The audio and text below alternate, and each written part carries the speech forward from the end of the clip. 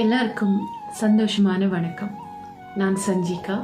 திரும்பவும் இந்த பக்கத்தில் உங்கள் எல்லாரோடையும் எனக்கு பிடிச்ச கவிதைகளை பகிர்ந்து கொள்ளலாம் என்று வந்திருக்கிறேன்.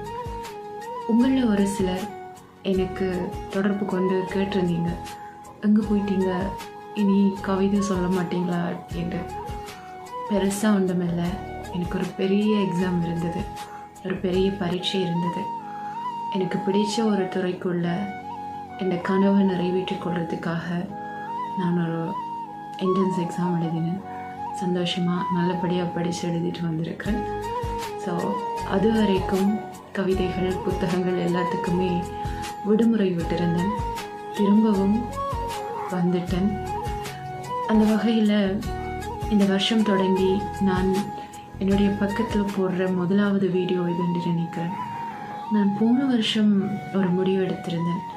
என்னென்னு சொன்னால், கடந்த 3 வருஷமாக அதிகம் மனுஷ்யபுத்திரண்ட கவிதைகளை மட்டும்தான் நான் எல்லா இடங்கள்லையும் ஷேர் பண்ணி கொண்டு வந்தேன். மற்றது என்னுடைய கவிதைகள். ஏனோ தெரியல, மனுஷ்யபுத்திரண்ட கவிதைகளில் அப்படி ஒரு பற்று, எனக்கு அப்படி ஒரு மயக்கம் என்று கூட சொல்லலாம். இந்த வருஷத்துலேருந்து அதை மாற்றணும் அப்படின்னு சொல்லி யோசித்தேன். ஆனால் முடியலை.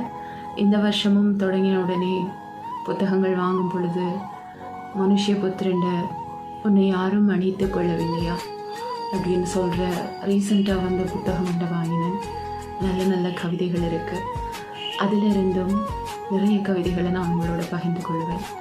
அந்த கவிதைகள் எல்லாம் உங்களுக்கு பிடிச்ச மாதிரி அமைந்திருந்தால், உங்களுடைய வாழ்க்கையிலையும் அந்த கவிதையில் சொல்கிற மாதிரியான நிகழ்வுகள் நடந்திருந்தால் தொடர்ந்தும் என்னோட இணைந்திருங்க. அந்த வகையில் இன்றைக்கு ஒரு கவிதையோட இந்த வீடியோவை ஸ்டார்ட் பண்ணோம். மனிதர்கள் ஏன் உண்மைகளை அறிந்து கொள்வதில் இவ்வளவு ஆர்வமாக இருக்கிறார்கள் என்று தொடங்குகின்ற ஒரு அழகான கவிதை. மனிதர்கள் ஏன் உண்மைகளை அறிந்து கொள்வதில் இத்தனை ஆர்வமாக இருக்கிறார்கள்? ஒரு ஆளை விட்டு போகலாம், ஒரு இடத்தை விட்டு போகலாம், ஒரு ஊரை விட்டு போகலாம், ஒரு பனிக்காலத்தை விட்டு போகலாம், ஒரு நினைப்பை விட்டு எங்கே போவதென்று தெரியவில்லை எனக்கு. எல்லா அதிகாலையிலும் தானே தழும்பிவிடும் இந்த கண்ணீரை விட்டு எங்கே போவதென்று தெரியவில்லை எனக்கு.